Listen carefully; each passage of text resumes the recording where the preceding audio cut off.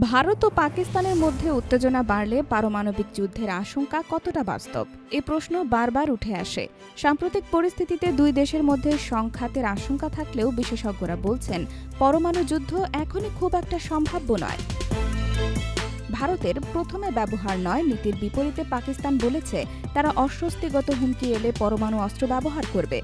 ভারতের কাছে রয়েছে আনুমানিক ১৭২টি আর পাকিস্তানের কাছে ১৭০টি পারমাণবিক অস্ত্র।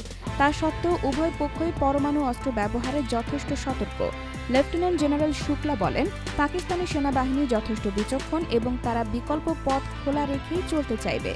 আন্তর্জাতিক সম্প্রদায় ধরে নিচ্ছে পরমাণু যুদ্ধের সম্ভাবনা খুবই ক্ষীণ। বিশেষজ্ঞ মাইকেল কুগেলম্যান বলেন, পারমাণবিক অস্ত্র থাকা সত্ত্বেও সেটি উভয় দেশের জন্যই এক ধরনের প্রতিবন্ধক হিসেবে কাজ করেছে। ফলে বড় পরিসরের যুদ্ধের সম্ভাবনা এখনও সীমিত। তবে চীন যে পাকিস্তানের পাশে থাকবে তাতে কোনো সন্দেহ নেই। অন্যদিকে যুক্তরাষ্ট্র ও রাশিয়া মধ্যস্থতার ভূমিকা নিতে পারে। ভারতে মোদী সরকারের ওপর প্রতিশোধ নেওয়ার চাপ বাড়ছে। বিশ্লেষক সুবীর সিনহা মনে করেন, দেশের অভ্যন্তরে যুদ্ধের জন্য ব্যাপক সমর্থন থাকলেও সেটির খেসারত বড় হতে পারে। পাকিস্তানি ভাষ্যকার শামসি বলেন, ২০১৯ সালে বালাকোটে ভারতের বিমান হামলার মতোই এবারও হয়তো প্রতীকী পদক্ষেপ নেওয়া হবে।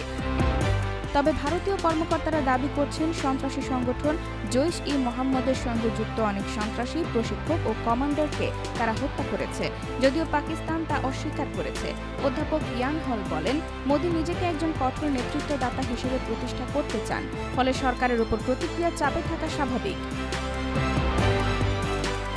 সব মিলিয়ে ভারত পাকিস্তান যুদ্ধের আশঙ্কা থাকলেও পরমাণু যুদ্ধের সম্ভাবনা এখনো দূরবর্তী। তবে পরিস্থিতির অগ্রগতি নির্ভর করবে রাজনৈতিক সিদ্ধান্ত ও আন্তর্জাতিক কূটনৈতিক উদ্যোগের ওপর।